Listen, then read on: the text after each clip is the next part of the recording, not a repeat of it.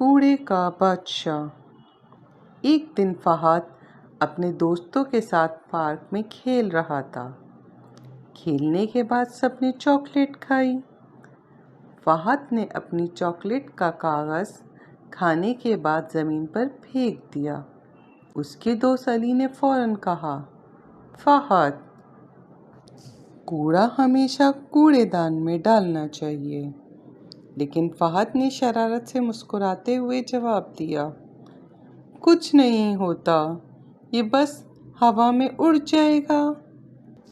رات کو سوتے ہوئے فہد نے ایک عجیب خواب دیکھا۔ وہ ایک پارک میں تھا، ہر طرف گندگی پھیلی ہوئی تھی۔ اچانک زمین پر پڑا ہوا کوڑا ایک عجیب سی مخلوق میں بدل رہا تھا۔ اس کے جسم پر کاغذ، تھیلیاں، پلاسٹک کی بوتلیں، گلی سڑی سبزیاں اور پھل چپکے ہوئے تھے۔ اس کے پاس سے بدبو آ رہی تھی اور چلتے ہوئے وہ ہر جگہ گندگی پھیلا رہا تھا۔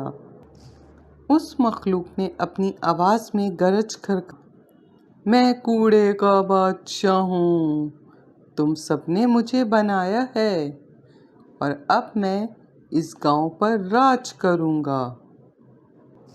پھر فہد کو دیکھتے ہوئے کہا، تم نے مجھے یہاں پھینکا، اب میں تمہارے ساتھ رہوں گا اور بہت ساری بیماریاں پھیلاؤں گا۔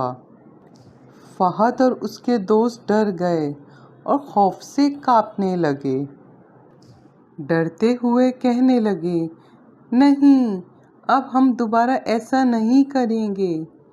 انہوں نے جلدی جلدی پارک کی صفائی شروع کی۔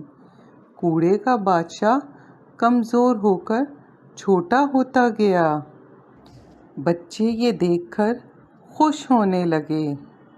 اچانک مسجد سے فجر کی اذان کی آواز گونجی۔ فہد کی آنکھ کھل گئی۔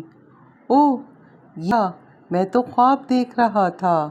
وہ خوش ہوا اور اللہ کا شکر ادا کیا کہ وہ سب خواب تھا۔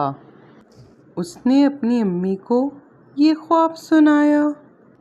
اس دن کے بعد سے فہد نے ہمیشہ کوڑا صحیح جگہ پر ڈالنا شروع کیا اور دوسرے بچوں کو بھی صفائی کے بارے میں سمجھانا شروع کر دیا۔